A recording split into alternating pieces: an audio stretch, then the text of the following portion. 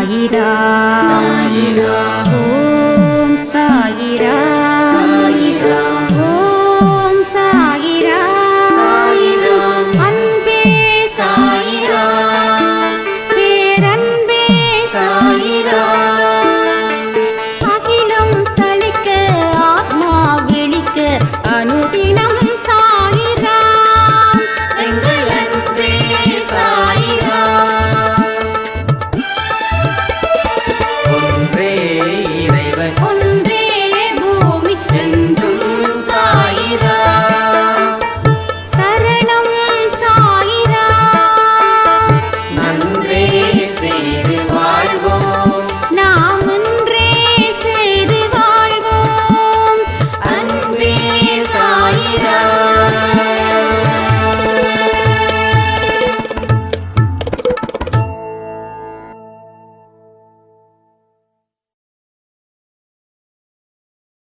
சாய்ராம். என் உயிரின் உயிரானவர்களே, வாழ்க்கையில் எப்பொழுதுமே மகிழ்ச்சியாக இருக்கணும். எப்பொழுதுமே எப்படி இருக்கணும்? ஹாப்பியான ஒரு பர்சனாக நீங்கள் இருக்கணும். கஷ்டங்களை வச்சுக்கிட்டு அது எப்படிங்க ஹாப்பியாக இருக்க முடியும் அப்படின்னு கேள்விகள் வரும், நிச்சயமாக வரும்.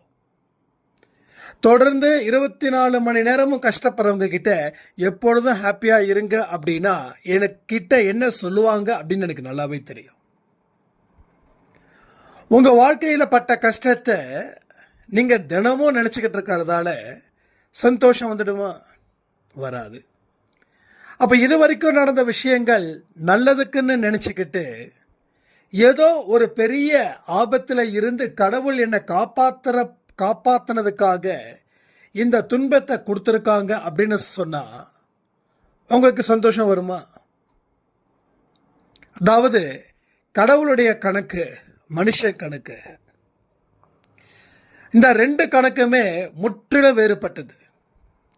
கடவுள் ஒரு கஷ்டத்தை கொடுக்குறாரு அப்படின்னா மனுஷன் அதை ஏற்றுக்க தயாராக இல்லை. ஆனால் கடவுள் சந்தோஷத்தை கொடுத்தா மனுஷன் கடவுளை வாயார புகழுறான். ஆனால் துன்பத்தை கொடுத்தா மனுஷன் நிற்க கூட முடியல. எவ்வளவு தூரம் நான் இருந்த கடவுள் காப்பாற்றுவாருன்னு, ஆனால் கடவுள் எனக்கு இப்படி ஒரு வேலையை காட்டிட்டாரு அப்படின்னு சொல்லி அவன் ரொம்ப கஷ்டப்படுறான்.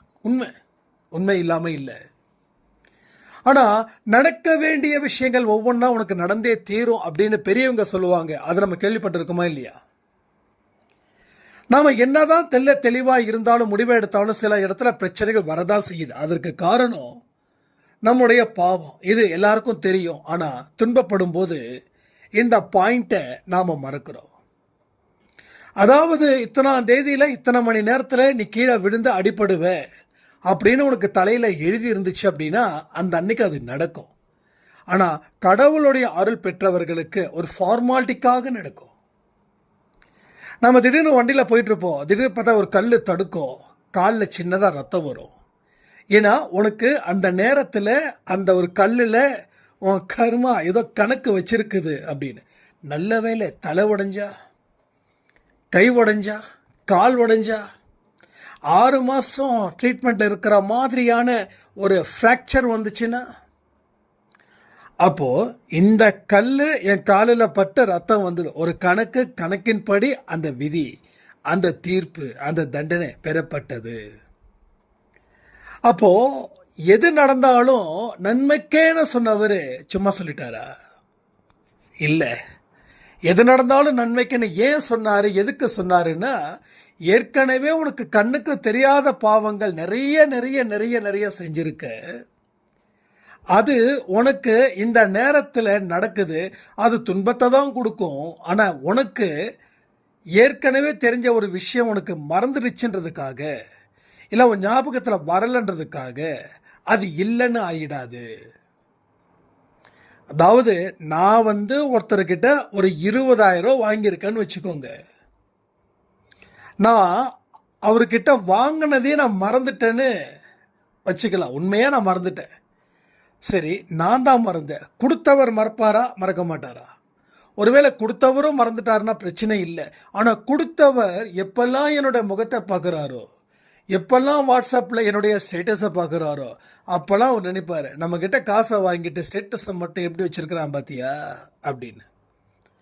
அவர் கேட்குறதுக்கு சங்கடம். ஒரு நாள் இல்லை ஒரு நாள் கேட்குறாரு, தம்பி நீ கிட்டத்தட்ட ஒரு வருஷத்துக்கு முன்னாடி ஒரு 20,000 ரூபாய் என்கிட்ட வாங்கின ஞாபகம் இருக்குதா அப்படின்னு.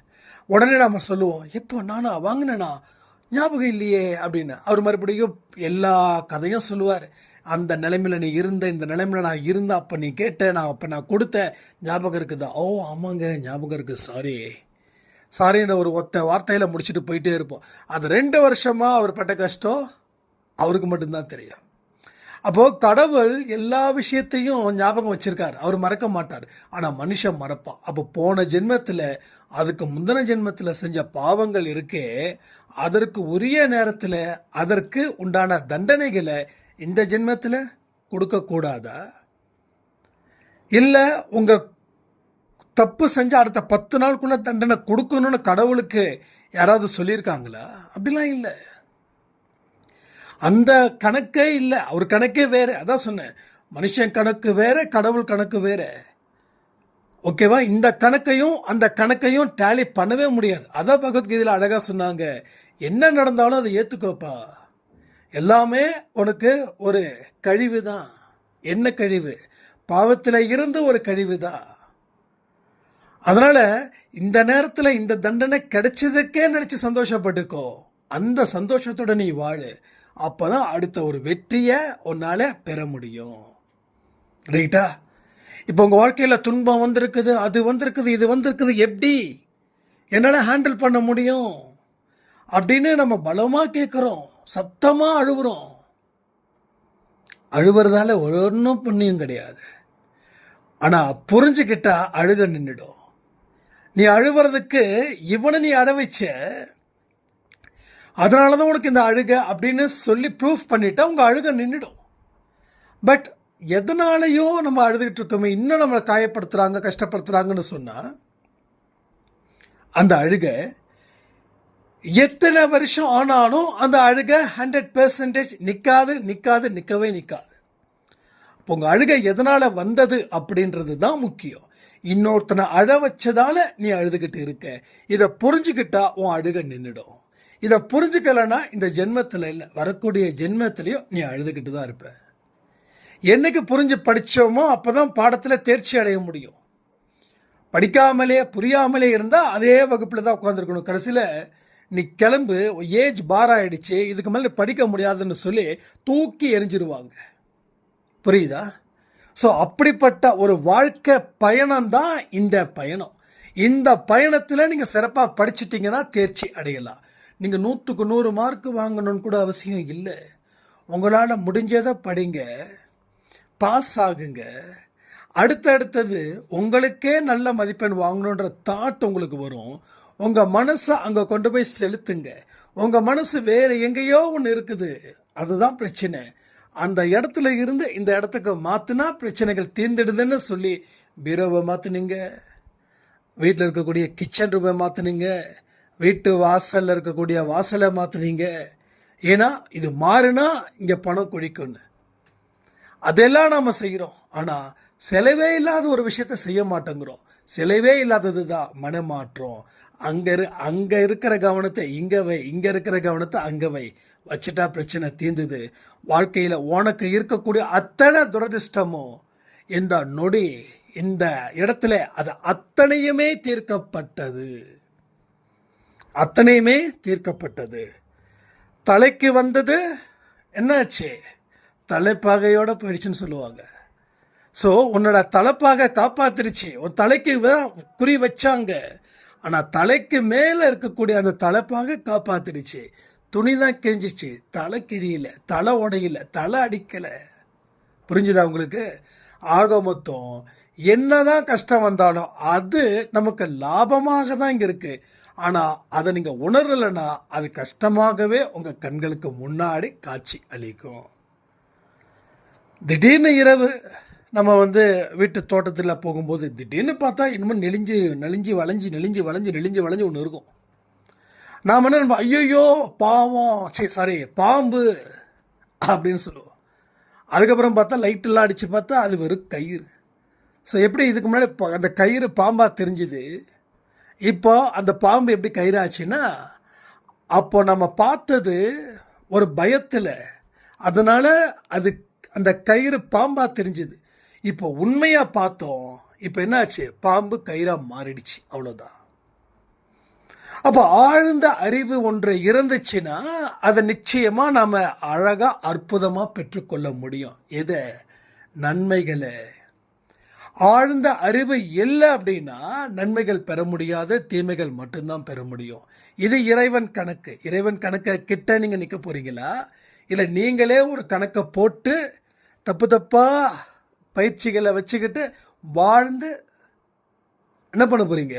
இதுதான் கடவுள் கொடுக்கக்கூடிய அத்தனை விஷயத்தையும் சரியான முறையில் பயன்படுத்திக்க அறிவை யூஸ் பண்ணிக்கணும்.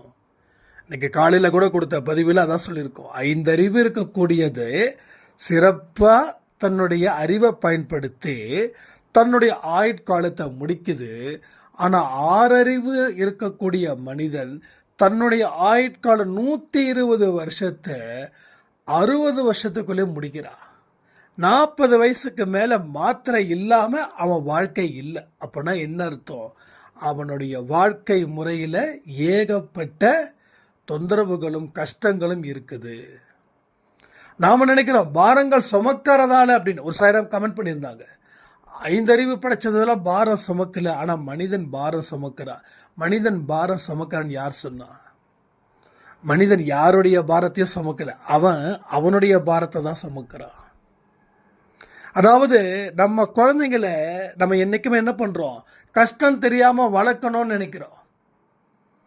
தெரியுதா எங்கே பிரச்சனை நடக்குது தெரியுதுங்களா?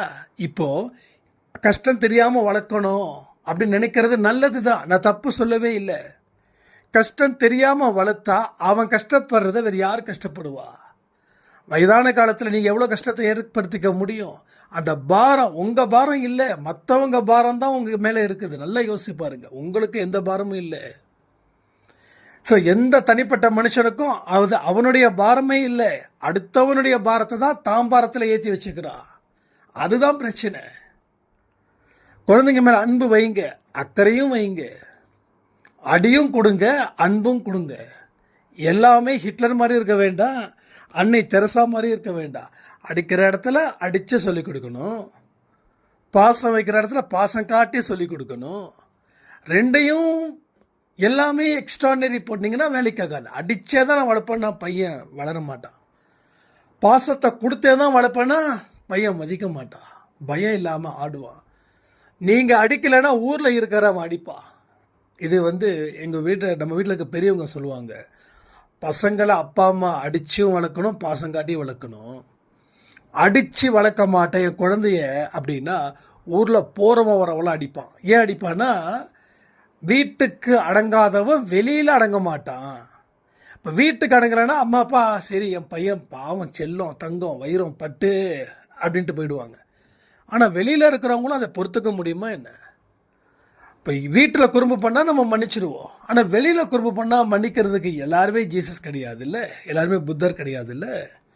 அப்போ அவங்க கைவரிசை காட்ட தானே ஆரம்பிப்பாங்க. அதனால் யாரும் யாருடைய பாரத்தையும் ஏற்றுக்கல, அடுத்தவங்க பாரத்தை ஏற்றுக்கிறோம். அப்போனா வாழ்க்கை முறை சுத்தமாக சரியில்லைன்ற ஒரு விஷயத்த நீங்கள் இப்பயும் புரிஞ்சுக்கலைன்னா வரக்கூடிய ஜென்மத்தில் எப்படி புரிஞ்சுப்பீங்க? அப்போ நீங்கள் எந்த அளவுக்கு உங்களுடைய வாழ்க்கை முறையை செதுக்குறீங்களோ உங்களை பார்த்து பிறரும் அந்த மாதிரி வாழ்க்கை முறையை செதுக்குவார்கள். நம்ம உங்களுக்கு பர்டிகுலராக ட்ரைனிங் கொடுக்கவோ அட்வைஸ் பண்ணவோ தேவையே இல்லை. ஸோ நீங்கள் ரோல் மாடலாக இருப்பீங்கன்னா உங்களை ஃபாலோ பண்ணுறவங்க நிச்சயமாக உங்களை விட ஒரு படி மேலே போவாங்க. அது உங்களுக்கு ஆனந்தத்தை கொடுக்கும். உங்களை சுற்றி இருக்கிறவங்க எல்லாரும் உங்களை சந்தோஷமாக வச்சுதாங்கன்னா அது உங்களுக்கு பாரமாக இருக்குமா என்ன? இல்லைல்ல. அப்போ ஒவ்வொருத்தவங்களும் ஒவ்வொரு துன்பத்தை அனுபவிக்கிறாங்களேன்ற கஷ்டம்தான் உங்களுக்கு சேருது. ஒரு கணவன் மனைவி, கணவனுக்கு ஏகப்பட்ட கடன் அப்படின்னா அந்த கணவன் வீட்டுக்குள்ளே எப்படி இருப்பான்? ஒரு மோசமான மனுஷனாக இருப்பான். ஏன்னா வெளியில் அவனுடைய அவமானத்தை வீட்டுக்குள்ளே இறக்கி வைப்பான். புரியுதா? அப்போ மனைவி என்ன பண்ணுவாங்க, இவங்க கணவர்கிட்டேருந்து வாங்கக்கூடிய திட்டுதல், கஷ்டம், துன்பம் அது எல்லாத்தையும் குழந்தைங்க மேலேயும் அவங்கள சுற்றி இருக்கிறவங்க மேலேயும் காட்டுவாங்க. This is psychological. அப்போ என்ன ஆகுது, அந்த மனைவிக்கு என்ன பிரச்சனைனா கணவர் தான் பிரச்சனை. கணவர் நல்லா இருந்துட்டா இங்கே பிரச்சனை இல்லை. கணவர் சரியில்லை, கணவர் கடன்காரர், குடிகாரர். அப்போ கணவன் என்ன பண்ணுறான், கடன் அதிகமாக இருக்கிறதில்ல, குடிக்கிறதுக்கு மனசு போகுது. குடிச்சு குடிச்சு குடிச்சு குடிச்சு இன்னமும் கடன் ஆக்குறா. ஒரு இடத்துல குடிச்சு குடிச்சு குடிச்சு குடிச்சு குடும்பத்தை நடுத்தருவில் நிற்க வச்சுட்டு போயிடுறான். ஏன்னா அவரால் ஒன்றும் பண்ண முடியல. இது நிறைய லைஃப்பில் நிறைய பேர் நடந்திருக்கு. இப்போ ரீசெண்டாக கூட ஒரு சாய்ராமுடைய லைஃப்பில் 45 இயர்ஸ் அவங்களுக்கு, அவங்க கணவருக்கு 50 சம்திங். பட் அவங்க வந்து ட்ரிங்க்ஸில் இறந்துட்டாங்க. இன்னைக்கு கண்ணீரோடு நிற்கிறாங்க. ஸோ நிறைய பேரோட வாழ்க்கை அன்பே சாயின்றது ஒரு சின்ன ஒரு இது தான். அப்போது இதுலேயே இவ்வளோ பெரிய விஷயங்கள் நடக்குதுன்னா, அப்போ உலகத்தில் இருக்கக்கூடிய அத்தனை இடத்துல எவ்வளோ பெரிய விஷயங்கள் நடக்குதுன்றதை கொஞ்சம் யோசிச்சு பாருங்கள். அப்போது அந்த கணவருடைய பெற்றோர் அவர் நல்லபடியாக வளர்த்துருந்தா, அடித்து வளர்த்துருந்தா, அன்பு காட்டி வளர்த்துருந்தா இந்த மாதிரி ஒரு விஷயத்தை நிச்சயமாக குறைச்சிருக்கலாம். பெற்றோர்கள் வளர்ப்பும் முக்கிய காரணமாக இங்கே அமையுது. புரிஞ்சுக்கோங்க, ஒரு மனுஷன் சொசைட்டியால் கெடுறான்றதை தாண்டி பெற்றோர்கள் இவன் மேலே வச்சிருக்கக்கூடிய அதிகப்படியான நம்பிக்கை இருக்கு, அதில் தான் இவன் ஆடுறான் சின்ன வயசில் இருந்தே. அதனால தான் பெற்றோர்கள் வந்து குழந்தைங்க கிட்ட கண்டிப்போடு இருந்துட்டா, பொறுப்போடு வளர்த்துட்டா பையன் பொறுப்போடு இருப்பான்.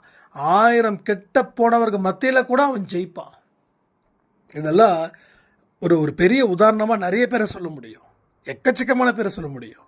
ஸோ பெற்றோர்களுடைய கண்காணிப்பும் ரொம்ப ரொம்ப ரொம்ப ரொம்ப முக்கியமாக இருக்குது இந்த இடத்துல பொறுத்த வரைக்கும். இது எல்லாமே தான் ஒரு காரணமாக அமையுது நம்ம வாழ்க்கையிலையும்.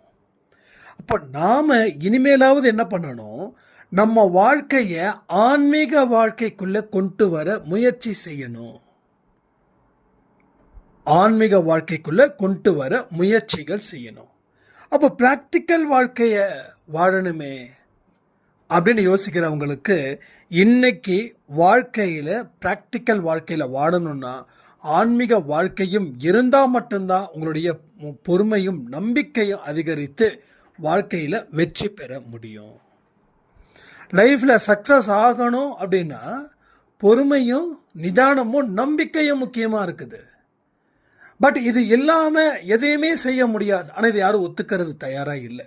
இல்லை சாய்ராம், எனக்கு இப்போ தான் ஒரு பெரிய கஷ்டம் வந்தது, அதுலேருந்து மீள முடியல, நான் என்ன பண்ணுறதுன்னு தெரியல, இந்த கஷ்டத்தை தீர்த்தாதான் என் வாழ்க்கை நல்லா இருக்கும் அப்படின்னு தெளிவாக சொல்கிறோம். அப்போது எல்லா விஷயத்தையும் நாம் முடிவு பண்ணிட்டதால் அந்த வட்டத்தில் இருந்து வெளியில் வர முடியல. எல்லா விஷயத்தையும் முடிவு பண்ணிட்டோம்.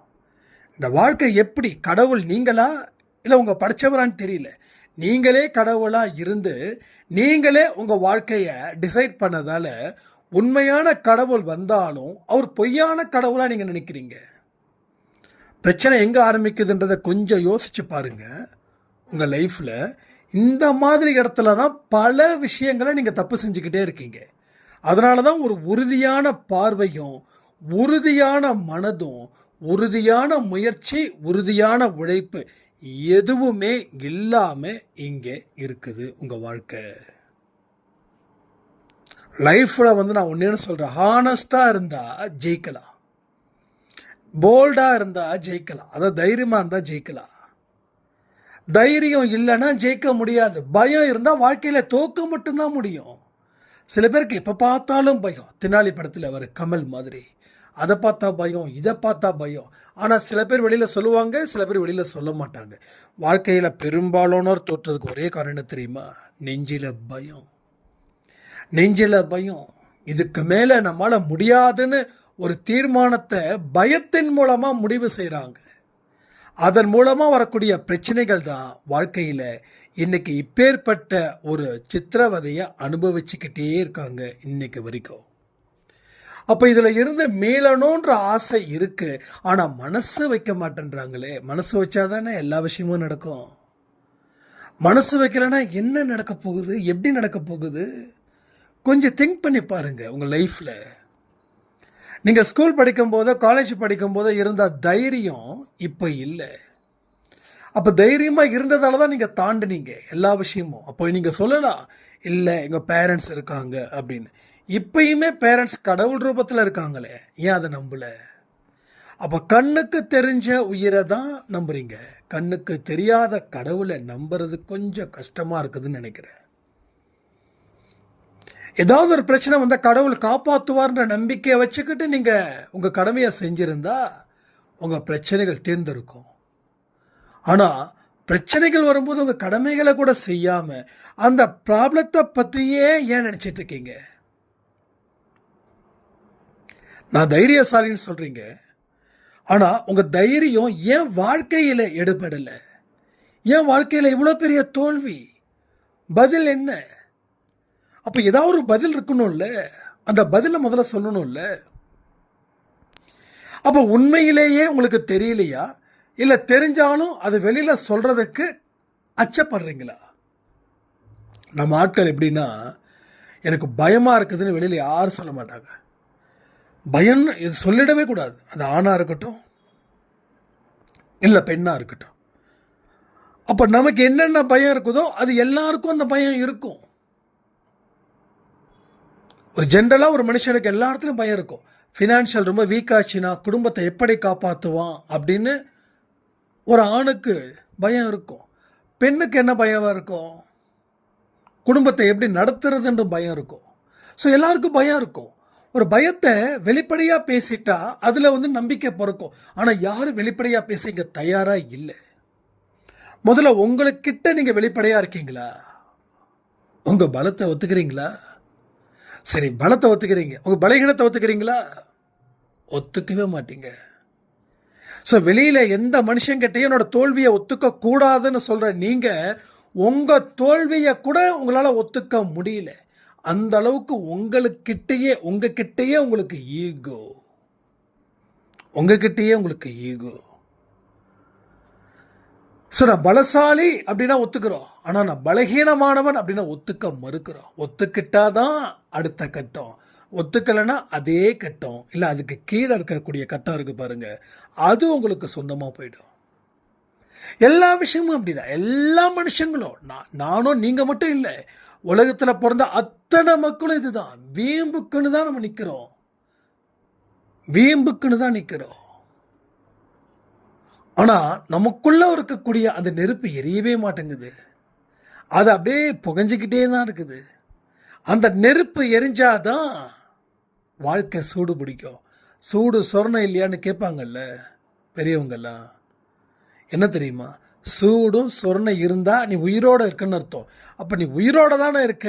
அந்த வார்த்தை நெகட்டிவாக இருக்குதுன்றதுக்காக தான் சூடு சொரணை, சூடு சொரணை இருக்குல்ல அப்படின்னு. இப்போ உடம்புல சூடும் சொரணையும் இருந்தால் அடுத்த தாக்கத்தை ஏற்படுத்தலாம். நல்லா யோசிப்பாருங்க. நம்ம பெற்றோர்களோ, நம்ம சொந்தக்காரங்களோ, நமக்கு அன்பானவர்களோ, நம்ம நண்பர்களோ நமக்கு அட்வைஸ் பண்ணால் ஒத்துக்க மாட்டோம். ஆனால் நம்ம எதிரி நம்மளை நாக்கு பிடுங்கிக்கிற மாதிரி கேள்வி கேட்டால் நமக்கு ரோஷம் பயங்கரமாக வரும். அப்போ கடவுள் ஏன் ஒவ்வொரு மனுஷங்கிட்டையும் எதிரிகளை அனுப்புகிறார் தெரியுமா? நீ நல்லா இருக்கணும், நீ நல்லா வாழணும். எத்தனையோ அன்பானவங்க சொல்லியும் நீ காது கேட்கல. இப்போ எவன் சொன்னால் காது கேட்பியோ அவனை நான் அனுப்பி வச்சா நீ நிச்சயமாக கேட்க தானே போகிற. அப்படிப்பட்ட ஜென்மத்தில் இருந்தவன் தான் நானும். என்னோட எதிரிகள் 4 பேர் 4 விதமாக கேள்விகள் கேட்டதால தான் இன்றைக்கி 40 பேருக்காவது தெரிகிற இடத்துல என்னை கடவுள் வச்சுருக்காரு. அப்போது அந்த எதிரி என்னை கேட்கலன்னா